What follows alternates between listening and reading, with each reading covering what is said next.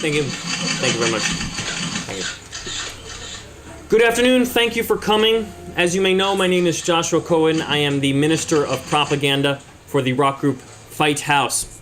Now, I'm very happy to announce the publication of what we believe could become one of the seminal documents of our time, Common Musical Sense. It is our position paper on the current state of music and our roadmap for a more vibrant future for music in this country. Now, we believe these issues have not received sufficient coverage in the mainstream media, and as such, Fitehouse has stepped up to the plate to fill that informational void. Now, we believe this is so important that as part of our campaign, we have already sent out the document to more than 1,200 journalists, magazines, newspapers, and members of National Public Radio and Public Television. Also, to underscore the importance of this event, members of Fitehouse Europe have flown into our headquarters in Baltimore and will be holding a press conference in German following my press conferences. Now, I'm going to hold one in English, then Spanish, and then finally Russian, so we're really pressed for time, and unfortunately we're not going to be able to take your questions today. Now, a culmination of events over the last decade has brought the state of music in our country to a crisis level. This has severely restricted how music is disseminated and snuffed out variety in musical and lyrical themes. Now, if music were just a fleeting form of entertainment, perhaps this would not be of such national import. However, music is an integral part of our political, sociological, and psychological landscape, and as such, the limitation of the free exchange of musical ideas is nothing short of a threat to our very democracy.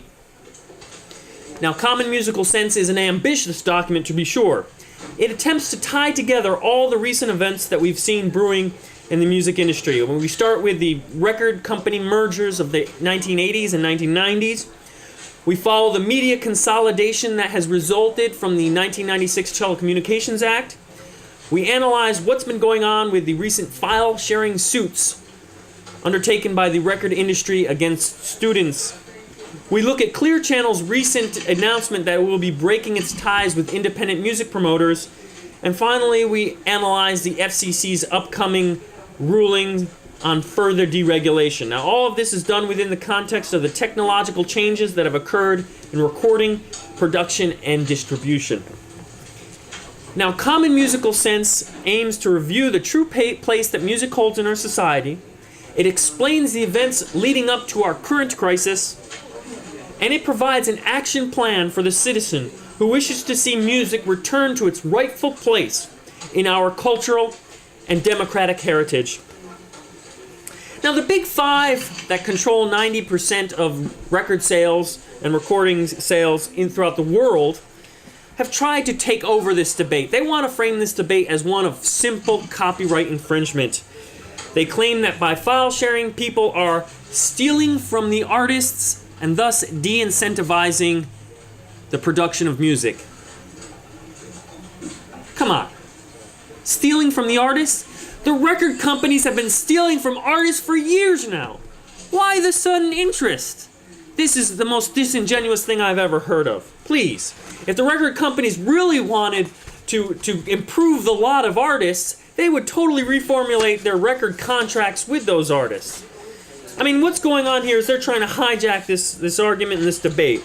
And what we need to do is step back for a moment. Step back and look at the true big picture. And the true big picture is that the real threat to vitality and vibrancy in music is media consolidation itself. Now, the record companies are so obsessed with short-term profits that they have given up on developing artists' careers. They have totally divorced themselves from the idea that music is an art and look at it simply as a business. And finally, they have decided to focus their energies almost exclusively on youth markets, as these markets are most easily manipulated with commercial messages. As a result, they have abandoned a large portion of our population. Now, Fitehouse wanted to quantify this phenomenon. We recently undertook a study of 160 Baltimoreans, And we asked them a series of questions about music, and one of them was, how would you rate the variety of new musical acts and offerings that have emerged within the last couple of years? Now, of those in their 20s, only 16% said the variety had been poor or very poor. But an astonishing 33% of those in their 30s reported that, in fact, the new offerings were poor or very poor. This gets at the heart of the problem, and to illustrate it, I would like to read an excerpt from Common Musical Sense. While the Recording Industry Association of America tracks attitudes with respect to the general value of music, asking consumers if they view CDs as a good value for their money, these studies do not query individuals on the perceived value of the offerings themselves. Thus, while the RIAA can track a percentage drop in sales, the reasons for these decreases are not always evident. The RIAA has taken to blaming file sharing for much of these losses, but there is little analysis as to the influence of the perceived poor variety of the offerings. One can imagine developing concepts like those used in the measure of unemployment. An unemployed person who gives up looking for employment because there are no perceived viable offerings is considered a discouraged worker. Likewise, we can imagine a measure of discouraged listeners. Individuals who give up purchasing music because the offerings are so poor. I believe that such measures would show that the current number of discouraged listeners is at an all-time historical high. And to test this hypothesis, the recent Fitehouse survey of Baltimoreans asked individuals 20 years of age and older how accurate the following statement described them. Quote, "The current offerings of new music are so poor that I am discouraged from even going to the record store or looking for new acts." A surprising 26% of those interviewed reported that the statement was somewhat accurate or very accurate. I'm sorry, accurate or very accurate. An additional 31% said it was somewhat accurate, indicating that the lack of variety of new musical acts is probably a significant factor for the recent slump in industry sales. The Record Industry Association of America should seriously consider its failure to provide that variety as a causal factor of its recent woes, and not just put the blame on file sharing. Now, undoubtedly, we need to search for ways that make file sharing beneficial to both artists and listeners. Nonetheless, the forms of distribution have changed, and the recording industry cannot roll them back with litigation. If the recording industry cannot find a way to participate in this new market, rather than lamenting that its capital is not being sufficiently rewarded, it should do the proper capitalist thing and go out of business.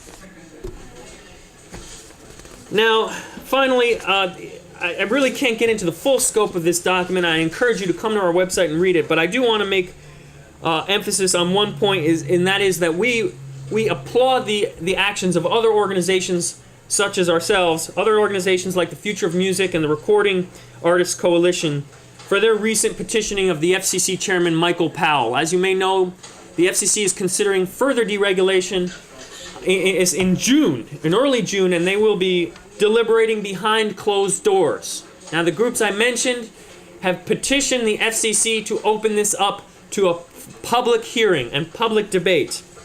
It is unlikely that they will do so. Now, further deregulation behind closed doors under the guise that the decisions are merely technical in nature is an insult to the American people. And Michael Powell's flagrant disregard of the public's will on this issue is a disgrace to the spirit of democracy.